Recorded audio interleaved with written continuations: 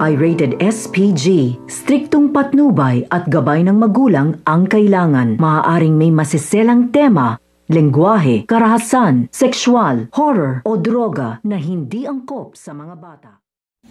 Ang masasaksihan nito nga si Paco. Dahil sa pag-uwi nga nito nga ni Paco ay dito na nga niya maaabutan ito nga si Cherry at ito nga si Dave sa harapan nga ng pintuan ng kwarto nito nga ni si Drew. Kaya nga ito nga si Paco ay magsasalita nga ito kaagad at tatanungin nga niya dito ito nga si Cherry at ito nga si Dave kung ano nga daw ba ang kanilang ginagawa. Dahil nakita nga dito nito nga ni Paco na hawak-hawak nga nito nga ni Dave ito nga mukha nito nga ni Cherry ay hindi naman magpapaliwanag dito ito nga si Cherry at magpapaalam na nga ito at sila na nga daw dito ang bahala dito nga daw kay Drew at pakainin nga daw nila ito.